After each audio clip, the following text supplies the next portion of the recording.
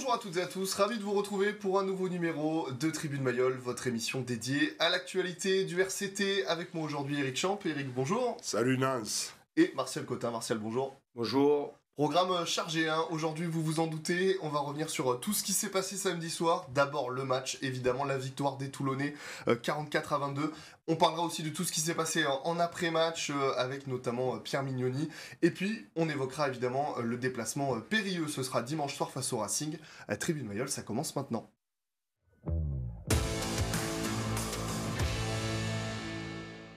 Bon messieurs, comme je le disais, on va peut-être parler du match pour commencer, on a beaucoup de choses à dire. Vos impressions, Toulon restait sur 3 défaites, il fallait absolument gagner, Eric. Moi j'ai des questions, on a le droit de fumer ou pas? Non, alors dans le studio, non, on ne fumera pas. Après, éventuellement, si vous voulez. Non, il fallait gagner, Eric. Oui, justement, le contexte était particulier. Mais bien sûr qu'il fallait gagner, et ils ont quand même la banane, parce que voilà, quoi, il y a des choses positives. Il fallait gagner le match, parce que c'était pas fait, hein. On a vu cette équipe de Perpignan difficile à manœuvrer, qui d'ailleurs depuis un certain temps s'est reprise. Donc voilà, pour moi c'est d'abord très très positif. Et puis le deuxième point très positif, mais vous m'en voudrez pas, c'est qu'il y a quand même 3 essais qui sont marqués par Nomino. Et je pense qu'on va y revenir.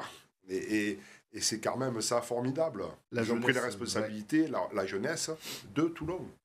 Martial, vos impressions sur ce match, on le disait, victoire obligatoire avec la manière d'une certaine façon. Exact, la priorité c'est de gagner. On était sur une dynamique un petit peu, et une dynamique où on perdait d'un point, 3 points, 1 point, 3 points. Je crois que pareil, moi je rejoins Eric, et à un moment donné il faut gagner. Ce qui est important quand on a joué, quand on a été joueur ou entraîneur, il faut gagner en priorité. Et voilà, c'est chose faite. Après, on peut revenir sur le contenu, sur des bricoles, mais voilà, ça fait plaisir de voir un minot qui s'arrache sur 30 mètres et qui va marquer une 3e ligne. Voilà, franchement, voilà, ça fait plaisir. Le petit Jaminet à l'arrière, qui met 100% au pied, qui accélère, c'est magnifique, ils prennent leurs responsabilités. Et le petit Dréan, Gaël Dréan aussi. Ça fait longtemps, voilà. Donc, écoute, moi, je suis heureux pour eux. Alors justement, en plus un match un peu à deux visages, parce qu'une première mi-temps très fermée, très cadenassée, cette équipe de Perpignan qui était venue là pour rien lâcher, et on a la sensation que les Toulonnais se sont lâchés en seconde période, des initiatives, Mathéo Le Corvec au bord du ruck, Melvin Jaminet, Fenga Anoukou qui fait une bonne traversée, Leicester, Fenga Anoukou, on peut l'appeler Leicester, hein, pour Gaël Dréan. On a senti, parce qu'on parle beaucoup de plans de jeu depuis quelques semaines, quelques mois même, que là les Toulonnais avaient un peu lâché les chevaux. Je ne sais pas si on a lâché les chevaux. Ce que je sais, c'est que chaque match du top 14 est un match international.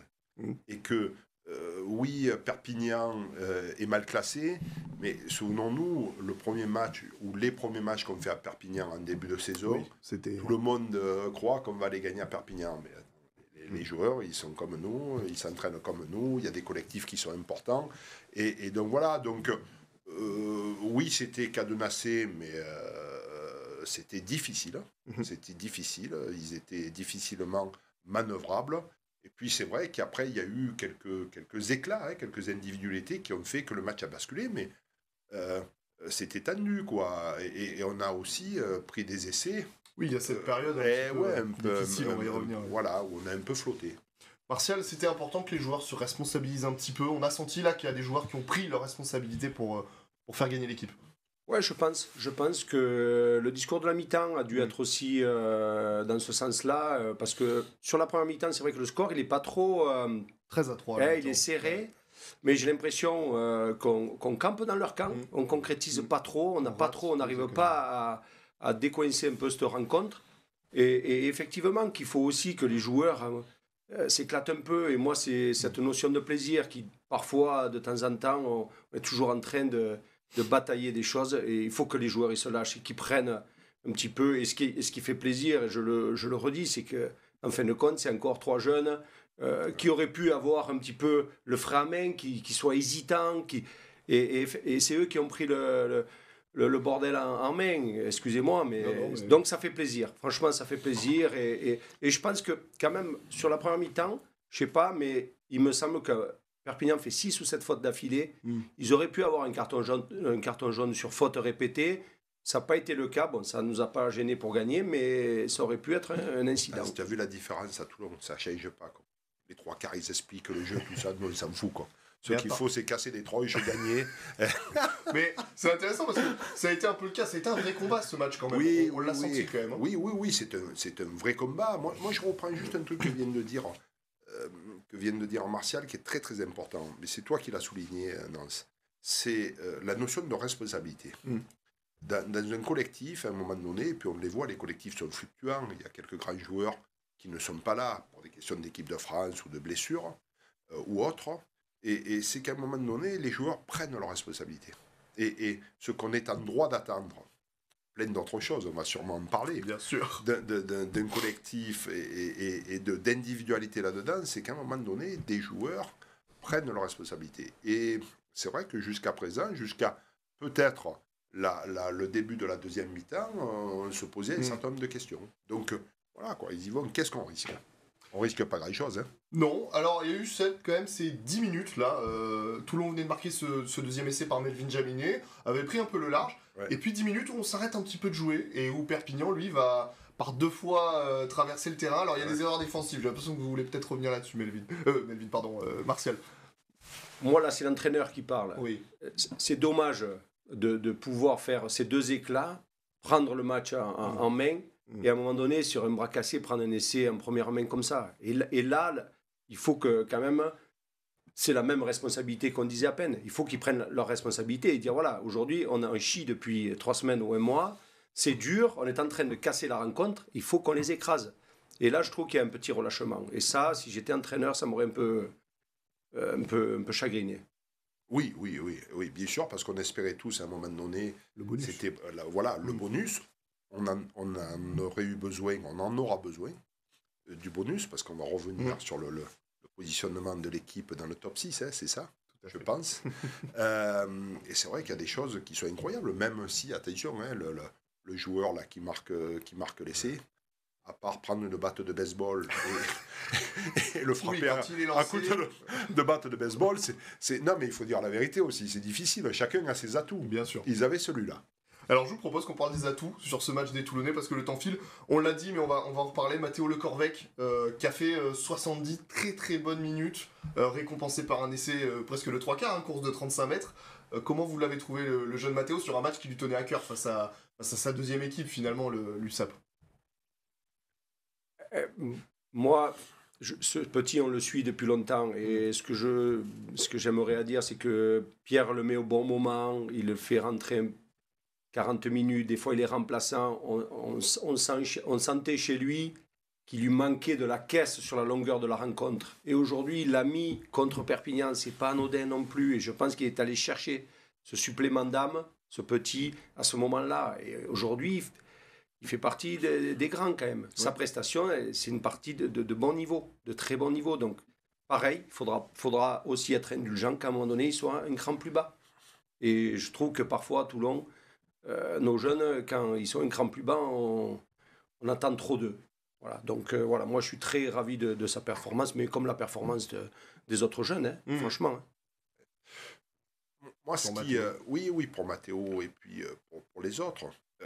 Moi, au-delà de ce match, bien sûr, qui réussit pour eux, bon, enfin, après, c'est pas parce que tu marques un essai que la totalité du match est réussie, mais c'est que, historiquement, dans ce sport, quand on a la chance, dans un club, et en plus comme le nôtre, d'avoir 3-4 jeunes qui poussent le fait de pouvoir jouer, quand je parlais de responsabilité, c'est aussi aux quelques anciens qui soient de Toulon, qui nous aient rejoints. On sait qu'aujourd'hui, c'est pas une question de naissance, d'être de Toulon, on a souvent parlé, mais qui nous ont rejoints, c'est aussi à un moment donné faire plus pour qu'eux puissent s'exprimer. Mm-hmm. Et ça, c'est très très important. Il faut qu'on arrive, on a incontestablement quelques bons jeunes, on les voit, ils l'ont montré dimanche, heureusement, ou samedi, je me souviens plus, samedi.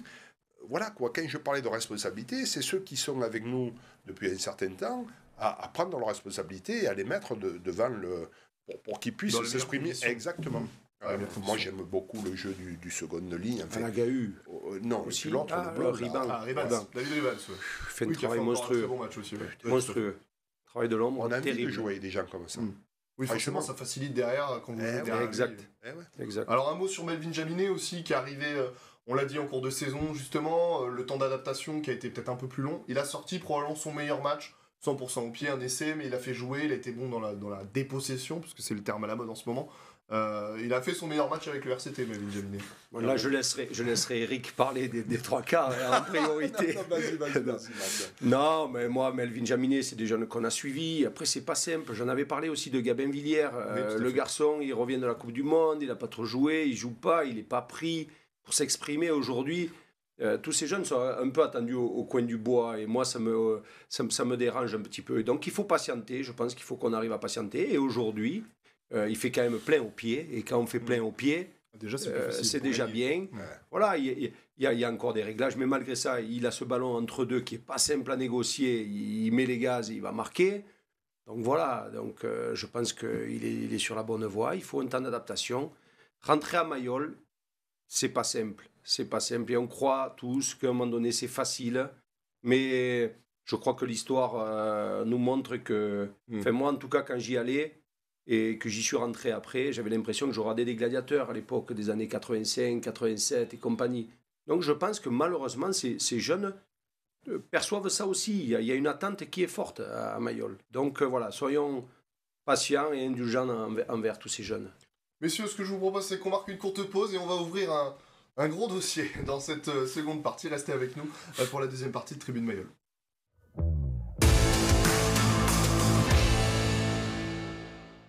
Et de retour dans Tribune Mayol, on a débriefé dans la première partie le match, on va maintenant débriefer l'après-match, parce que je crois qu'il s'est passé presque autant de choses.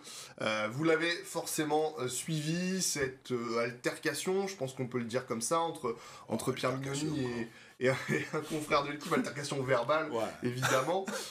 On va vous proposer un rapide résumé de ce qui est échangé. D'abord, pour replacer dans le contexte, un article est sorti samedi matin, juste avant le match, dans l'équipe, avec un SMS qui est dévoilé de Pierre Mignoni, qu'il adresse à ses joueurs, et qui dit entre autres qu'il va fermer le fumoir dans lequel certains joueurs du RCT fumaient, donc au camp d'entraînement du RCT, au campus. Voilà, le SMS est publié dans la presse, et Pierre Mignoni, en après-match, a voulu savoir qui avait envoyé ce message aux journalistes. On vous laisse avec une séquence un peu raccourcie de ce qui s'est dit. Quand j'envoie un message à mes joueurs, c'est ma vie privée. Donc comme tu poses des questions, vous posez des questions, je te pose une question devant tout le monde. Ok ? Qui t'a donné cette information ? Qui t'a donné ma vie privée ? J'en ai rien à foutre. Tu sais quoi ? Ça s'appelle de la trahison. Oui, c'est de la trahison. Dans mon vestiaire, ça c'est la première des choses. Deuxième des choses, la trahison des gens qui veulent nous faire du mal. Je te pose une question. Qui t'a donné cette info ? C'est ma vie privée.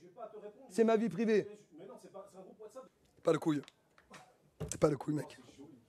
T'es pas de couilles. Je le dis devant tout le monde. J'ai pas de problème. Ça te va ? Voilà, bon, ça c'est pour le contexte, alors ça a duré un peu plus longtemps que ça, mais vous avez à peu près la teneur de l'échange. Messieurs, qu'est-ce que ça vous inspire ? Quelle est votre réaction ? Alors je ne vous demande pas forcément de prendre parti ou quoi que ce soit, mais on sent que c'est un contexte très tendu ces dernières semaines du côté du RCT, là ça a un petit peu explosé du côté de Pierre Mignoni.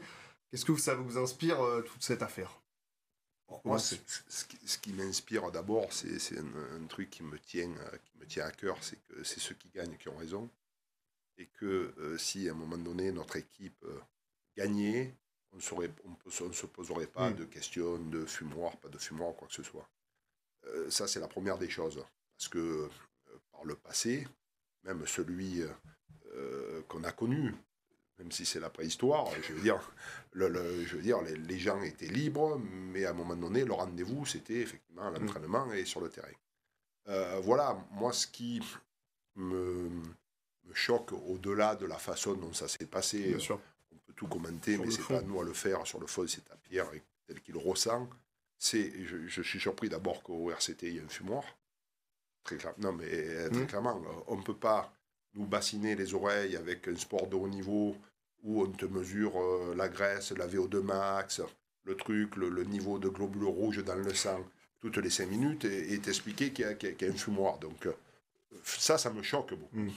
Ça me choque beaucoup. Voilà, donc, encore une fois, Pierre l'a ressenti comme ça. Ma foi, s'il l'a ressenti, il a raison de l'avoir fait. Hein, et puis, au moins, ça balaye un peu ce politiquement correct qui vient aussi polluer notre sport, parce que si à un moment donné, on ne peut plus se dire les choses, on ne peut plus filer un emplâtre sur un terrain, si on ne peut plus se dire les choses dans les vestiaires ou quoi que ce soit. Donc voilà.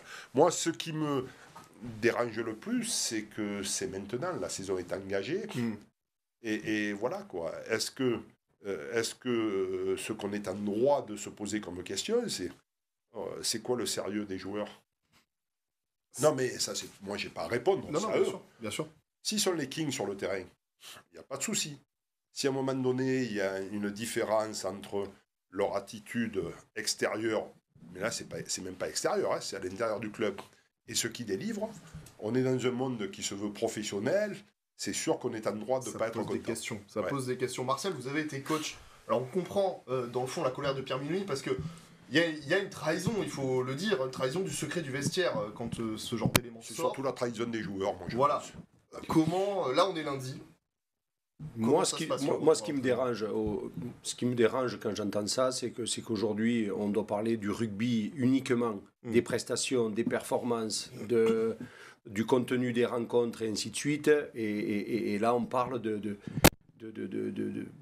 de choses qui sont, voilà, un SMS et ainsi de suite. Moi, franchement, sincèrement, j'ai été entraîneur. Effectivement il y avait des choses qui se passaient dans le vestiaire, mais ça restait dans le vestiaire. Moi, aujourd'hui, le rugby, c'est porte ouverte à tout. Et moi, je rejoins Eric. C'est bien aussi que de temps en temps, Pierre, il ait pu dire ça. On se dit les choses. Et parce que c'est vrai que de temps en temps, quand on a connu... Alors, c'est vrai, comme il dit Eric aussi, c'est un peu la préhistoire quand on parle. Mais putain, ce sport, il a véhiculé tellement de valeurs. Tout le monde s'interrogeait ce qui se passait dans le vestiaire. Aujourd'hui, il y a la caméra. Tout le monde, quand on questionne un joueur, ils disent tous la même chose. Écoutez, ça sort un peu des standards et il faut le prendre comme ça. Et c'est bien aussi que de temps en temps, que des mecs comme Urios, Bru aujourd'hui se peignent aussi sur l'arbitrage apparemment, et que Pierre, à un moment donné, recadre à sa façon un journaliste qui a pu paraître rentrer dans son intimité. Et je trouve que c'est bien pour notre sport parce que c'est ce qui a fait sa force. Voilà. Moi, je vais me faire la défense, si vous le voulez, de mon confrère en disant il a reçu cette information. Attention, d'un confrère, il y a con et frère. Je vous laisse nous, entre nous, on choisit frère. Non, mais il a choisi de divulguer ce SMS qui apporte une information. Vous le disiez, Eric. Mais l'information. Mais non, on se déconne pas. L'information, on la connaît tous. Peut-être pas tous les supporters. Toulon, c'est 180 000 habitants. Oui. Il y a Faron. 680 mètres, il y a Coudon 707 mètres, et il y a la mer Méditerranée. D'accord. Et un couloir. Et un couloir. Donc l'information, tout le monde la connaît. Bien sûr. Donc voilà, donc c'est pas ni au SMS à gérer ça, c'est à Pierre à gérer son truc et aux joueurs à accepter ça. Moi je veux dire, je tombe du 5e étage de savoir que des gens qui gagnent leur vie grâce à leur passion, qui est le rugby, si tu veux, à un moment donné, puissent aussi avoir des dérives par rapport à leur préparation physique. Mais alors là, arrêtons d'avoir des campus alors comme on a. Arrêtons, je veux dire, c'est la responsabilité, quand je parle, elle est à eux, elle est aux joueurs, quoi. Je veux dire, il ne faut pas qu'ils se plaignent après de ne pas être au rendez-vous, quoi. Mais alors, vous, comment vous imaginez la suite? Parce que moi, c'est vraiment la question que je pose aujourd'hui. On ne va pas revenir sur cette conf de presse, mais on a la sensation d'une partie du vestiaire qui a lâché son coach. Quand on va s'épancher dans la presse, comme ça, quand on va raconter un petit peu les dessous, comment là, lundi matin, vous reprenez le groupe, mais non, qu'est-ce que vous dites aux joueurs? Non, mais le problème, c'est qu'aujourd'hui, tu ne peux pas faire le moindre près de travers, le moindre pas quelque part, sans qu'il y ait une explosion de la communication. D'accord? Notre monde entier ne fonctionne que par rapport à ça. On va sortir vite le téléphone, qu'est-ce qui s'est passé, et ainsi de suite.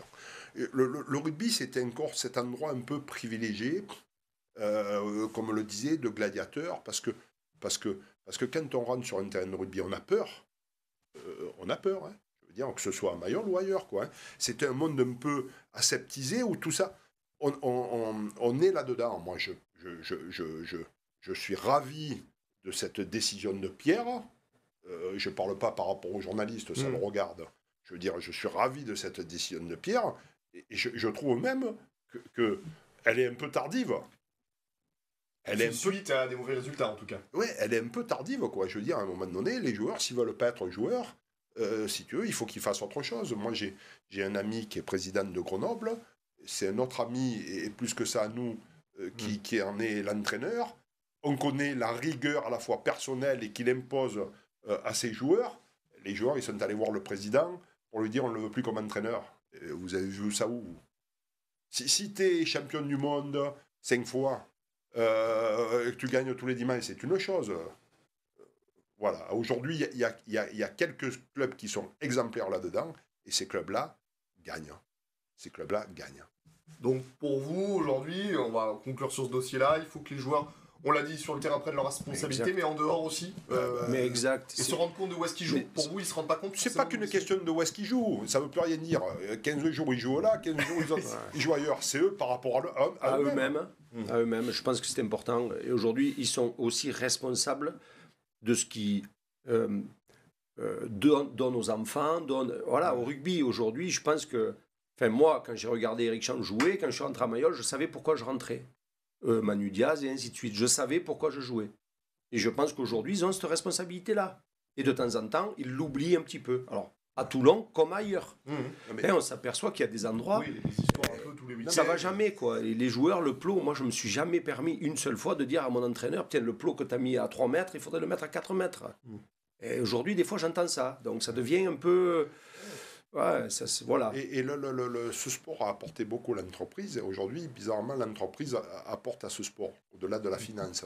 Mais je parle en termes presque de valeur, quoi. Moi, je suis encore un peu le rugby, que ce soit bien sûr à Mayol ou à la télé. Je vois des joueurs qui se présentent en étant professionnels. On parle de professionnels. Je ne sais pas, je ne suis pas aux affaires, mais je ne connais pas les salaires, mais on me parle de 25, 30 000 euros par mois. Je ne sais pas si on se rend compte de ce que ça représente. Et qui se présentent sur le terrain, physiquement, non acceptable. Ils ont 5, je ne parle pas que de Toulon, de façon générale, 5, 10, 15 kilos de trop, mais vous avez vu ça où? À la préhistoire, les mecs n'étaient pas professionnels, il y avait 4 sous, on nous appelait les amateurs marrons, mais tous les mecs, ils arrivaient, c'était des lames. Va voir Manu Diaz à 60, presque 70 ans, aujourd'hui, il s'entraîne tous les jours. Messieurs, un dernier mot, parce que le temps file. Ce week-end, c'est déplacement au Racing, équipe en difficulté, qui a encore perdu ce week-end face à Bordeaux. Ça sent le coup parfait pour le RCT qui pourrait aller s'imposer là-bas et se redonner un peu la banane. Match difficile dans un contexte et une semaine qui risque d'être difficile. Comment vous voyez rapidement cette rencontre? Tu fais bien de parler de ça parce que quand même le Racing derrière nous, La Rochelle derrière nous, Clermont-Ferrand derrière nous, Montpellier derrière nous. Enfin, je veux dire, aujourd'hui, il faut se redonner la banane, mais je pense que voilà, c'est le top 14. Eric l'a très bien dit à peine. C'est un championnat qui est particulier. Chaque match, voilà, il faut les jouer à fond pour prendre le maximum de points qu'on peut prendre. Et il viendra le Racing, il viendra à droite. Enfin, je veux dire, aujourd'hui, toutes les équipes, elles sont dures à jouer. Donc, je pense que le Racing, ils ne vont pas rester longtemps comme ça non plus. Donc, ça sera un match. Il ne faut pas les relancer. Très dur. Oui, il ne faut pas les relancer. Oui, on est les grands spécialistes. Oui, c'est un peu ça. Non, mais c'est vrai aussi pour les autres clubs. Et non, mais le Racing, c'est difficile. Ils ont besoin de points, ça c'est sûr. Il n'y a pas de petite équipe. On regarde le Montpellier qui va gagner à Oyonnax, ça pourrait paraître normal, c'est pas normal. C'est une vraie grosse performance. Je ne sais pas si on y est allé, nous, déjà, encore à Oyonnax. On n'est pas encore allé. Mais tu verras que pour y gagner, ça sera difficile. Quand j'entends, on va se faire la cerise, on va gagner à Castres. Ça fait 10 ans, depuis qu'on n'a plus la grosse équipe, qu'on dit ça. Chaque fois, on se fait casser la tronche. Respectons les adversaires. Et si on veut être respecté, respectons les adversaires. Et si on veut faire une performance samedi ou dimanche, je ne sais pas quand est-ce qu'est le match, il faudra sortir un très, très, très, très gros match. Et éteindre la cigarette. Et éteindre les clopes. Et éteindre les clopes. Messieurs, merci beaucoup d'avoir été avec nous. On ne se quitte pas tout de suite, on regarde les résultats des autres clubs du département.